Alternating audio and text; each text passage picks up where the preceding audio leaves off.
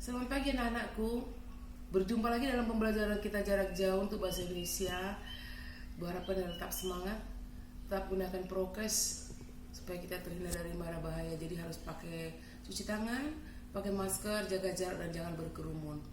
Baik, setelah hari kita tidak belajar karena merayakan hari raya Idul Adha, ibu sendiri akan mengucapkan selamat Idul Adha buat anak-anakku. Mohon maaf lahir dan batin. Oke. Untuk sekarang ada pertemuan kita yang keempat bahasa Indonesia, yaitu membahas tentang menganalisis kebahasaan teks laporan hasil observasi. Kalau dua hari lalu kita sudah belajar mengenai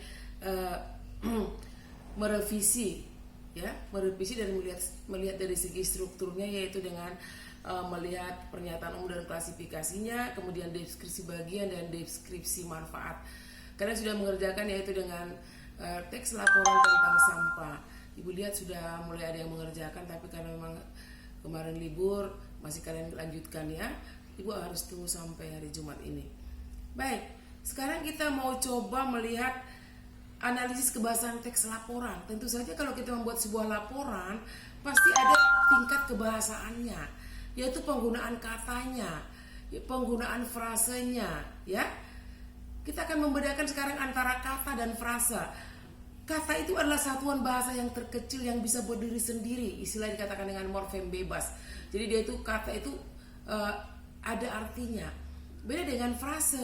Frasa itu adalah kelompok kata atau satuan bahasa yang terdiri dari dua kata tidak melampaui batas fungsi. Jadi dia tidak berbentuk dikatakan dengan predikatif, tidak. Jadi dia tidak melampaui batas fungsi. Contoh kata misalnya kita lihat di sini misalnya seragam, ya. Seragam itu adalah kata yang sekaligus dia adalah kata benda. Kita akan mengubah nanti kata ini menjadi frase seragam sekolah baru. Nah, dia menjadi 2 atau 3 kata. Seperti yang kita lihat di sini ya. Kalau tadi untuk menganalisis kebahasaan ini kita melihat kata menjadi frase. Kalau kata tadi berdiri sendiri berbentuk morfem bebas, frasa itu berbentuk kelompok kata, 2 kata atau lebih, tidak melampaui batas fungsi. Berdasarkan ini kita akan melihat ada jenis kata, yaitu jenis kata benda ya. Kata benda yang dikatakan dengan istilah nominal. Nah ini kata benda ini akan kita ubah menjadi frase nominal. Satu contoh seragam tadi menjadi seragam sekolah baru. Atau contoh lain misalnya buku baru. Nah itu berbentuk nominal ya. Kemudian yang kedua ada verbal atau kata kerja. Dia berbentuk kata kerja, kata dasarnya. Contoh makan. Makan kita rubah menjadi frase verbal, menjadi sedang makan. Ya. Masih banyak contoh-contoh lain ya. Minum, sedang minum misalnya. Kemudian ada frase kata adjektif atau kata sifat. Kata sifat, contoh di sini ada mahal. Kata mahal kita rubah menjadi frase adjektif, menjadi sangat mahal. Kita menambahkan kata sangat. Kemudian ada kata bilangan atau numeral ya. Contoh di sini 20. 20 itu karena ada bilangan 20, kita rubah menjadi frase numeral menjadi 20 ekor sapi.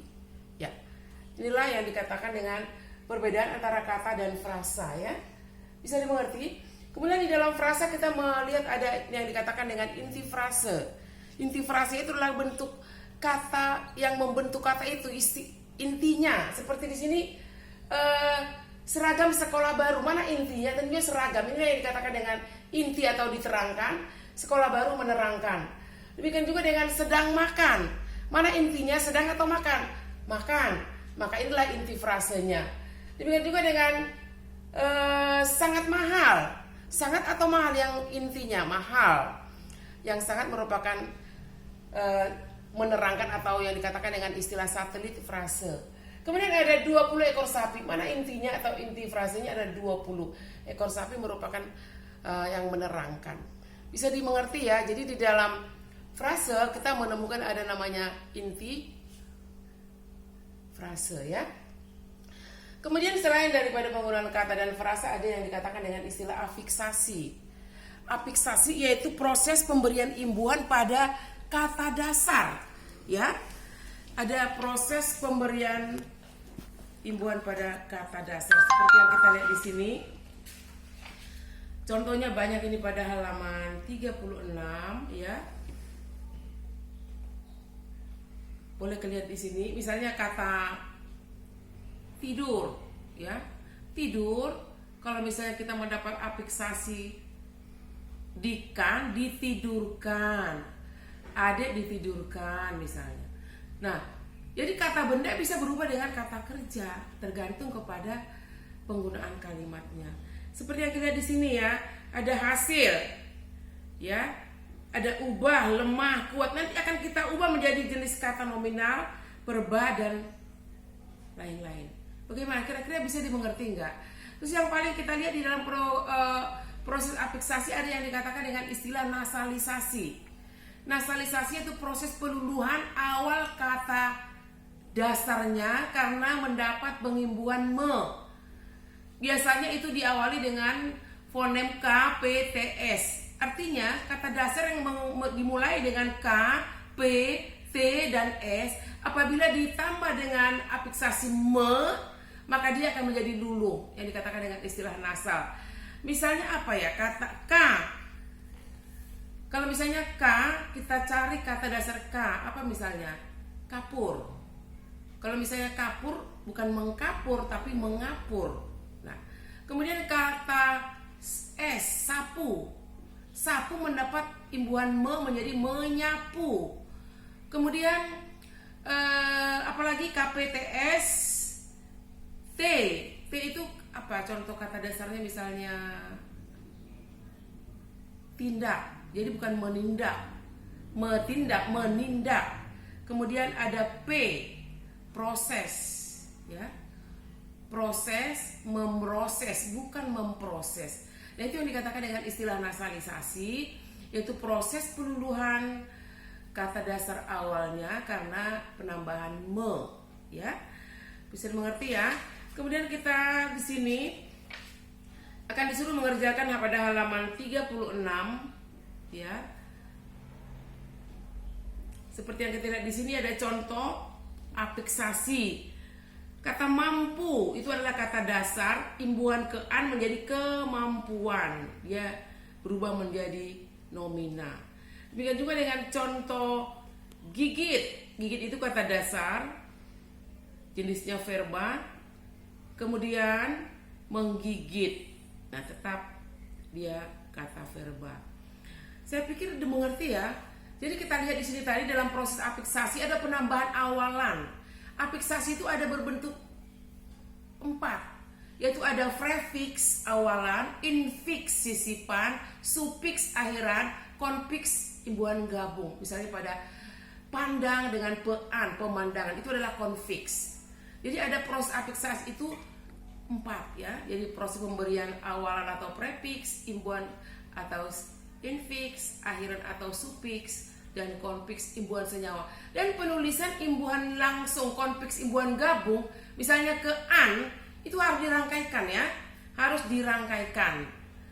Misalnya pada kata dingin, kita mendapat konfiks ke an menjadi kedinginan. Nah, itu kalau kita lihat dingin itu kata apa?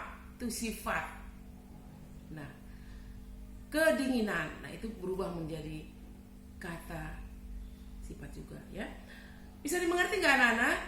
Jadi tugas Anda sekarang, kalau kalian sudah mengerti tadi tentang proses pembentukan kata menjadi frasa, ada di situ udah kalian lihat. Kita cari contoh-contoh yang banyak nanti. Kalian sekarang tugasnya untuk mengerjakan halaman 36, tugas 2 dan tugas 3. Kalian isi, kerjakan sesuai dengan bagan, sehingga ibu dengan gampang bisa melihat bagaimana pekerjaan kalian. Seperti minggu lalu kalian disuruh membuat ide pokok dan paragraf. Kalian hanya menyatakan ide pokoknya saja, paragraf tidak disertakan di sebelah kanan, sehingga kita susah untuk benarkah ini ide pokoknya. Tapi kalau seperti bagan itu kalian buat, ini ide pokoknya, ini kalimat utamanya, ini paragrafnya, maka dengan gampang ibu koreksi. Demikian juga dengan tugas kalian halaman 36 dengan 37, buat bagannya seperti ini, sehingga dengan gampang kalian juga bisa lebih gampang untuk mengerjakannya. Kira-kira sampai di mana? Sudah mengerti anak ya?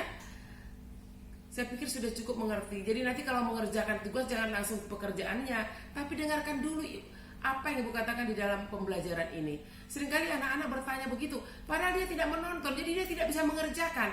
Tapi saya pikir kalau kalian sudah menonton pembelajaran Ibu tadi, ada proses afiksasi yang dikatakan dengan nasalisasi, yaitu yang pertama kata dasar KPTS akan dulu dengan adanya imbuhan awalan me dirangkaikan dengan kata dasar tersebut, maka dia akan dulu. Pasti mengerti. Dengan demikian kalian dengan gampang bisa mengerjakan tugas pada halaman 36 dan 37, dan contohnya sudah lengkap di situ. Sebelum tugas 2 sudah ada lengkap bagaimana imbuhan, jenis kata berimbuhan dan kata dasarnya. Bagaimana? Coba dimengerti anak-anak, itu tugas kita untuk minggu ini. Kerjakan dengan baik, jangan bermalas-malas supaya nilainya tetap tambah mantap. Seperti kalian, teman-teman kalian yang sudah mengerjakan sudah dapat nilai bagus-bagus. Berharapkan yang lain juga begitu menyusul untuk mendapat nilai baik. Sampai jumpa minggu depan. Terima kasih.